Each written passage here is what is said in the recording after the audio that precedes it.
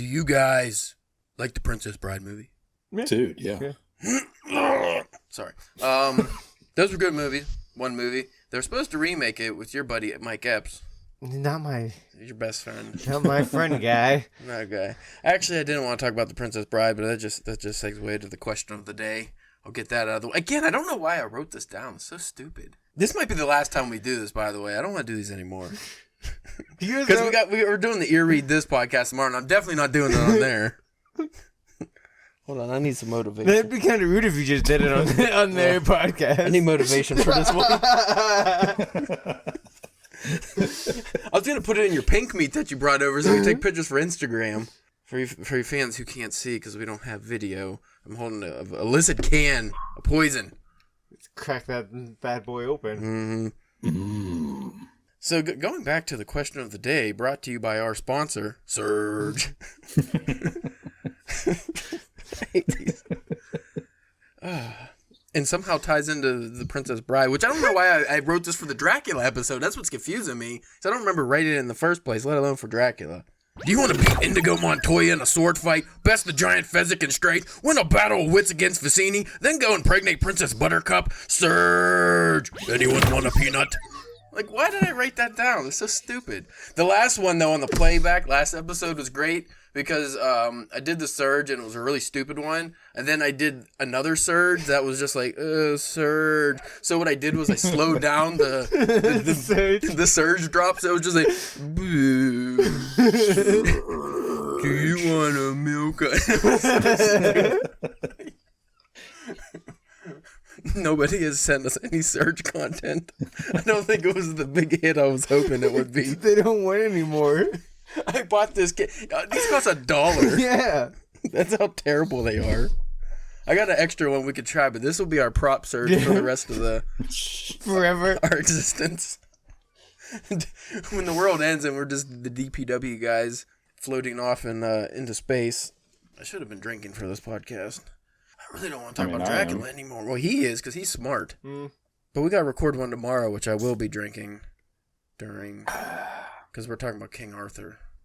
For you folks listening, because I often forget our people listen to this for some reason, this will be weeks out since when, but we'll have a link to King Arthur. Assuming he actually puts the episode out within, like, the year. Yeah, but that depends on when it's going to come out. Yeah, they don't drop their episodes too frequently. Unless it's supposed to be our episode. I don't really know. Because he sent me the message and it was like, hey, you guys doing anything Friday? And then like a year later, he was like, is that Friday still up? Yeah, he's like, yeah, you want to record King Arthur? And I was like, sure. Maybe he just watched those, like, the Friday movies and he just thinks that those are the only days, like, Friday's that the Americans do anything. Friday's the day to do the things. I don't know. I was very ill prepared for this whole episode, but which one? This one or that? That one. That one's gonna be worse because I ended up just fucking skimming through King Arthur, like the end of it. Don't give a shit. I don't even know how to pronounce all of those names. Nope. He's British, so he'll pronounce them properly. Mm-hmm. I'm just gonna let him lead. Is the be awesome if he butchered the names. He could. I wouldn't know. I think you feel a little bit better about myself, to be honest. King Arthur. What? Why is he saying it like that? You from Jersey? King Ether. Wasn't there like a Pendlesnot or something? There's so many kings too. You know what? No, we're not talking about it. Just stop. Dukes. Just stop it. I'm not talking about any fucking questing. Knights. Just flip the you table. Don't want to talk about King Arthur. If you look over here, you can see Excalibur sticking in the rock.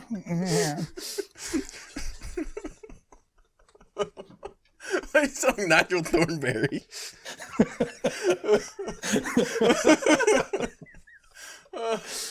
Why do I still get the fireplace on? What am I doing? As I pick up the remote to turn the fireplace off. Because we're classy here. Oh, God. All right. We're going to talk about Dracula now.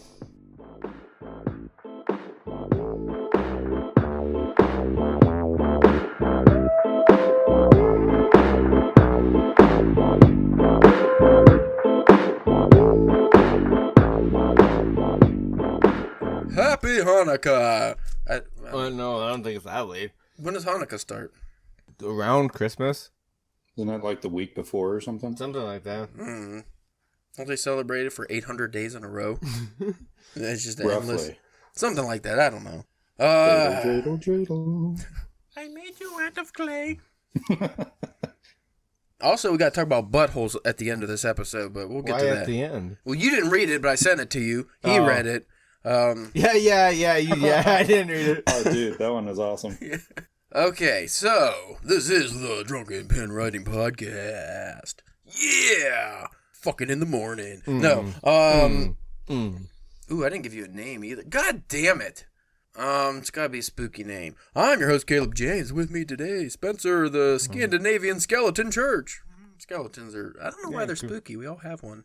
If you don't, you're in trouble. Yeah. You're a gelatinous glob poop monster. Mm.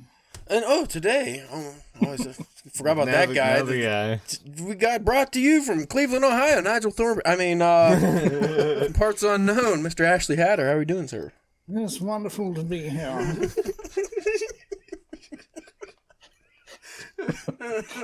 There goes the episode. I want you, in the near future, to do a Surge bit in that accent. I want you to do a Surge slogan as Nigel Thornberry. I might be able to do that. You could think on that one. Yeah. I don't need to think. That's, I never think about them. I just say random words and they go together. That's the best way to do it. Well, I did write down that awful one. Usually the ones I write down are terrible. The ones I just riff on are great. I feel like a beat poet. Yeah, man. Slapping pussies on my face. Slime down my chin. Oh, my goatee is stuck inside your twat. Are you just like repeating the lyrics to WAP? Yeah, probably. No. Okay. And we're not talking about that again. We talked about that last episode. It was dreadful. Much like that lady's Poonanners, probably.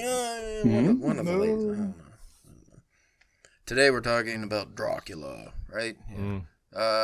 15 through 20? Is that where we're at? 15 or 16 through 20. I'm going by fives. So we just cover the ones in the middle. Double. Yeah. It's a little back mag. Catch people up just in case if they didn't listen to the last episode. Yes. Indubitably. How about you lead us? Because I don't remember where 15 ended. You said it was about a grave. Was it Lucy? I think that, if I remember correctly, chapter 15 was more of Van Helsing trying to convince and show them the proof of Lucy not being in the grave, and then seeing the white figure out on the graveyard, and then then them checking during the day and her being in the casket. I think we talked about that a bit at the end of the last one. Yeah. What we didn't talk about, I don't think, was them killing Lucy. Yeah, because that is what happens in chapter 16. So they come back during the day, and Lucy, beautiful, lustrous Lucy, with her stupid face, she's sleeping.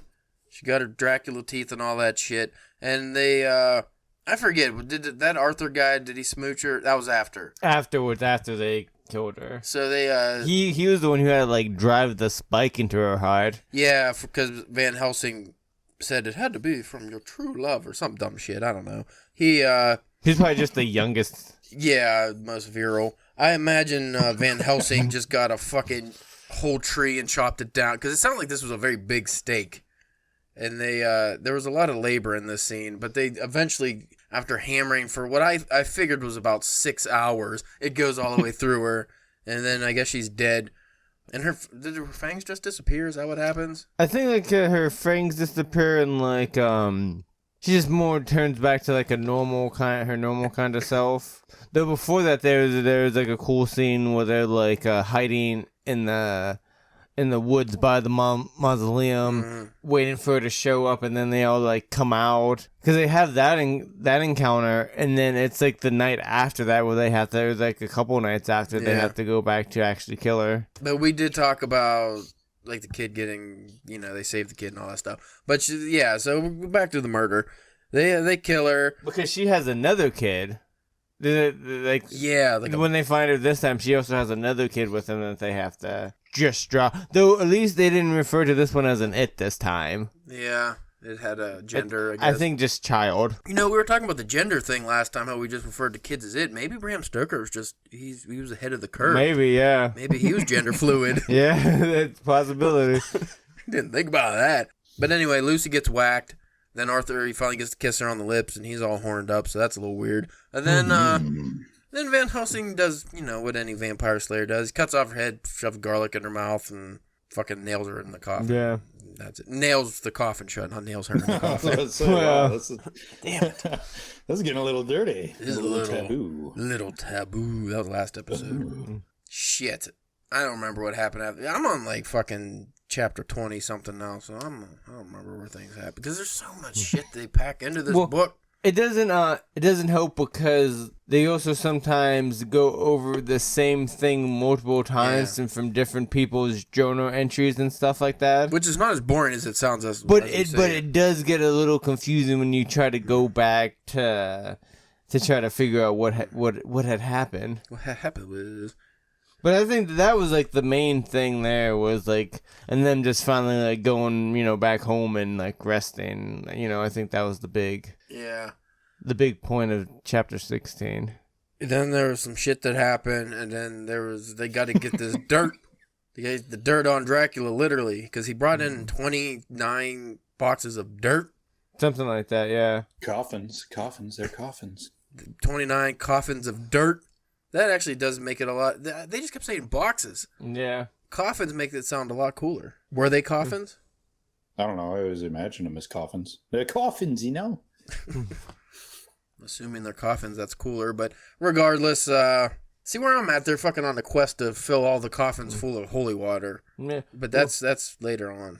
Well, say, well, then, like, chapter 17 is, like, the first time where, like, everybody is finally together for once, like either on the train or like at the doctor's house. Yeah, everybody meets up, and they're all comparing notes and they're solving the mystery. Yeah, and then what's her name types them all up and everything and stuff like that. That's right. At this point, we don't know. Like they don't all know Dracula's whole story yet. Yeah, but they're putting it together. What I liked about this chapter was because like reading this, like, you know, we talked about it's cool and it's fun, but it's like whenever you do it in journal, like, you know, do the story in journal form, it also kind of like makes it difficult to be like, who's ever gonna actually read all these to make sense of this? But doing this, you know, and tying it all together, kind of takes care of that problem. Right.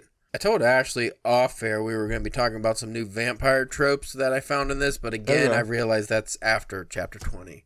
That's when the cool shit really starts to happen. The dragons come, I'm telling you, they finally come. So what we got here is, we got Renfield, though. We got some Renfield action, right? Yeah, you got to that? Yeah, like they show a little bit more of him, and then it's like chapter 18 where like his stuff kind of really starts to, because basically then chapter 18 is like them just going over all that information that they just gathered, trying to make a plan, and then like the Renfield stuff is chapter 18. There's a cool scene where they talk to Renfield as a group, and he's completely sane, or he appears to be completely sane. Even though mere moments before they all came in, he was eating bugs again, but he has a big philosophical debate with Van Helsing and Seward and stuff, who I think I called Steward in the last episode the whole time, but it doesn't fucking matter. Nobody cares. Nobody's listening to this. The Dracula is our least downloaded BookCast episodes. Oh, yeah? Yeah, not by much, but they're still downloaded less. So probably should add more Surge content. Yeah, that boots those numbers right up.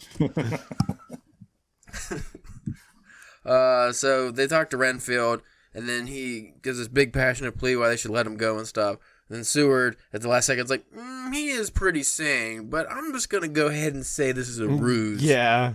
And then my years as a doctor give me the inclination that maybe he's faking it. This guy who's been homicidal and eating bugs for a long time probably shouldn't let him out. Hey, how about, Mr. Renfield, you sleep on it, and then tomorrow we'll let you out. Yeah. And then he has an outburst, and then they're like, yep, see, he's fucking nutty. Aha!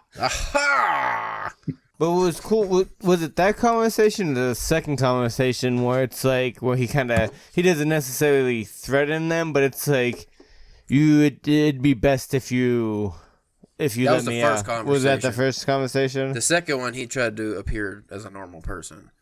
And then in the 19 or 20, was that when Renfield gets fucked up? Did you get to that point yet? Yeah. Gets his back broke. Yeah, I can't remember if that was in 19 or if that was like at the end of 18 where they just like... Well, Seward puts a ward to watch him, and the guy dozes off. Yeah. You know, he can't do his job properly because he's probably malnutritioned in the 19. He's petting that pussy real hard. Ooh. Yeah, check out this pussy. Oh, that's a nice one. Oh, it's a little hairy, but you know. I like him like that. Again, without video, this is probably inappropriate. Even with video, it's still... Even with video, yeah, you don't see much of the cat. Yeah. What cat? I just see a tail. Yeah, really. Tail and anus. But what you get with the old Seward there is he hears a screaming, a hollering, and then they rush in. Renfield is in a big pool of blood. His face is destroyed, and his neck is broken. By the way, I just want a little sidebar. They solve every medical ailment in this whole novel. Every single Lucy multiple times, everybody with because Renfield's like, oh, I'm incredibly thirsty. Get the brandy. That's all they do. They just get the brandy and they give him booze or morphine, and so they give him brandy, and that revived him enough to talk. And he tells the whole tale of Dracula. And this is where it got cool because also during this, Mina was having some issues. Where she's getting weaker. Yeah. Like, we already know she's getting her blood sucked, but the other characters in the book are so busy trying to solve this Dracula mystery, they completely ignore the lady, and she just goes along with it because she's a fucking dunderhead, I guess. But, because you think, oh, I'm dying of the exact same thing my friend Lucy was dying, maybe I should tell somebody. Well, they don't, because they don't want her to go, because, you know, that's not woman business to go down and hunt down a vampire. Also, we actually skipped that scene. They go to one of Dracula's houses. Yeah. And they bust in. Yeah, well, and this is the one thing I didn't like. The new house that he got happened to be right next door to the doctor. Well, he got a lot of houses. I thought this one was because he was trying to lure Renfield out. Maybe. But, and we'll get back to Renfield being all crippled and shit. In this house, Dracula, this was a really stupid scene, I thought, but Dracula apparently can control rats, too. Yeah. So he gets a whole army of thousands and thousands of rats to come and attack. What they do is, like, Arthur or somebody whistles, and a bunch of hound dogs come and just start fucking tossing the rats and eating them and fucking them and all that stuff. And I was just like, that's... Whoa. Yeah, they was getting a little weird. Like Red Rocket stuff? Lipstick tubes. Like actually fucking? Just... Oh, fucking them up, I mean... Oh, okay, that's totally different. Spice it up a little. I had so many images going through my head, I was like, ooh. All of them with dogs. If you observe this species over here, species coitus.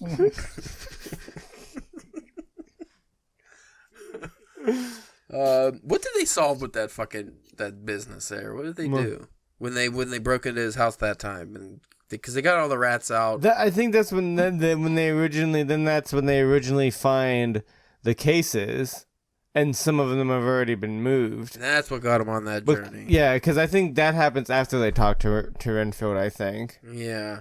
Because Lucy, or not Lucy, but Mina. Yeah, Nina, she's there for or not there, or she at least transcribes all that stuff. Transcribes everything. Yeah, because I think it's like, well, they go and do with it, they're getting chased by the rats.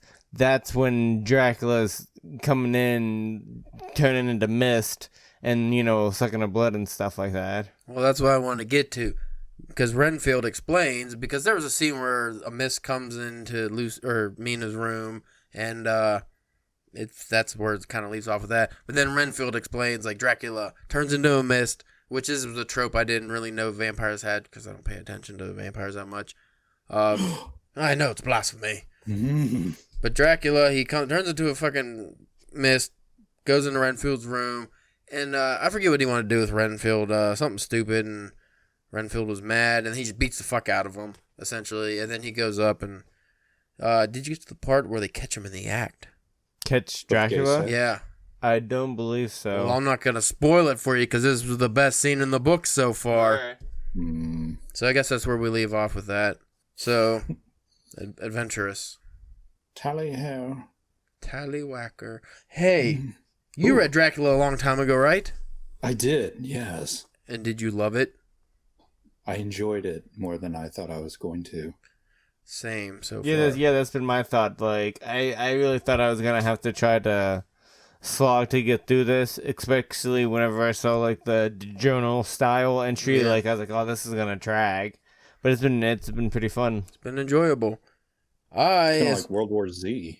It's like World War Z's, all those zombies reports and all that stuff, and it's sort of the precedent for that sort of thing. It's interesting.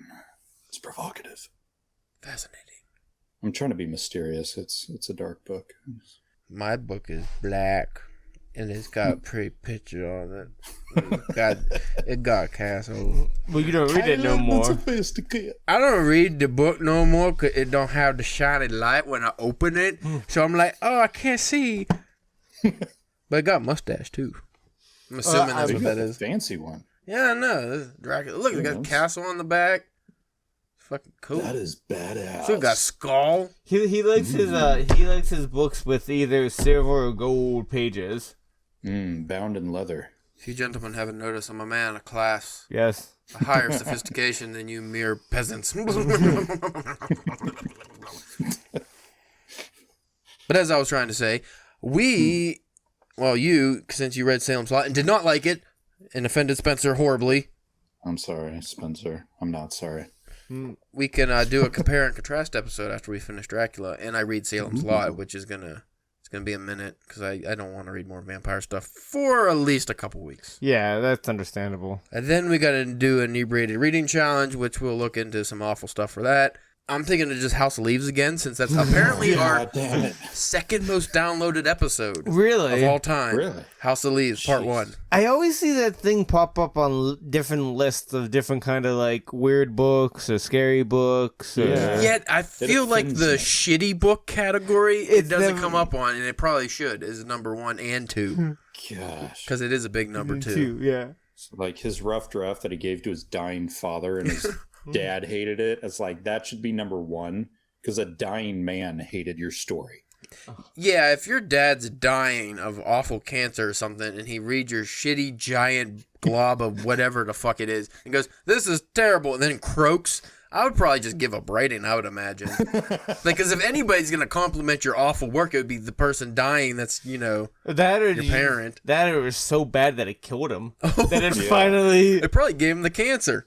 He It probably did. was fucking, he started writing that shitty thing. Dad, you want to be my beta reader as I go? Sure. He's a fucking picture of health, and then slowly his life is drained out. Just like mine was reading that book. Thanks, Ash, for recommending it. I appreciate it. I didn't mean things. It's like, hey, Ashley, I was thinking about this cool new concept, right? We get drunk and talk about a book. What book you want? I know the perfect book. And then after that, even better book is the fucking the J.D. Salinger and the Catcher in the Dick bullshit. Whoa.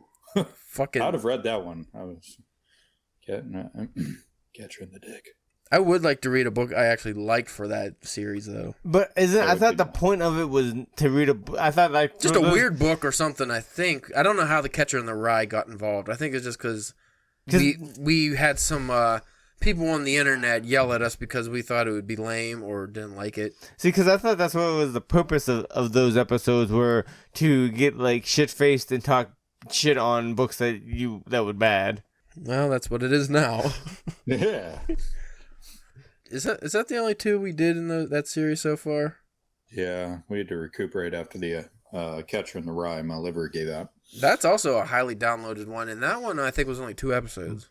Yeah, extending that any further was Pointless. tumultuous. And then he called him a prince, and then he bitched for 20 pages.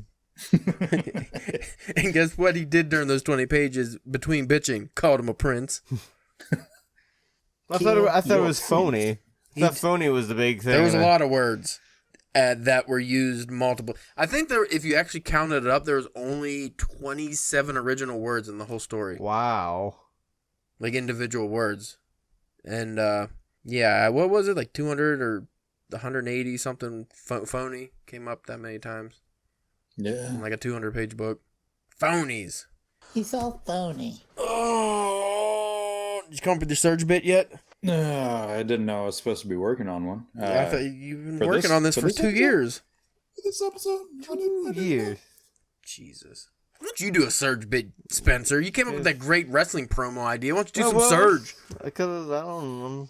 Do you want a hit of this surge? I'll crack it open. No. You'll flip the fucking table. Ah! Oh! Dude, I haven't had like pop in a couple of months. I don't think surge would be the best thing to just start off with. Do you want to skin a rabbit in the back of an El Camino? Surge! Skin that rabbit. I could do those for years on the spot because I don't care about anything anymore. I'm numb to the world because I drank so much surge. I actually inject it now. Just freebase it. Right into my pee hole. It's bad. So you just like you do with the Coke, you just like dip your finger into the surge and just rub it on your teeth. I assume as soon as we're done with this episode and stuff, we're gonna crack that surge open upstairs and we're gonna video the what happens after. I would imagine poor Mindy is gonna lose some teeth. we crack it open and then it's just hard cut. We crack it open and we just hard cut to the end of Cloverfield. That was a bad idea, guys. But surge! Just see a pile of bodies and we're just in there. Make sure you like and subscribe. Speaking of liking and subscribing, you can, by the time this episode drops, I would imagine we'd be out of Halloween content. I just got 4 more submissions today. Even though that we've been closed for how long? Yeah, I don't know. One of them is a 91-year-old woman, and I don't know how to say no to that lady. Oh. But it looks like a flash fiction. I didn't read it. If it's good, I'll be like, hey, we'll put you on next year, and she won't be around for you. Oh, come on! Come on! Or conversely, maybe because I give her that news, she'll be so excited, she'll stay around to see. There you go. You're giving her hope. I hope she don't listen to the podcast. If she knew what a podcast was, I'd be excited. Maybe she's one of those hip old grannies. Maybe fucking words, say 'em, things come out. I don't know what's happening. Also, yeah. So Halloween stories, lots of those.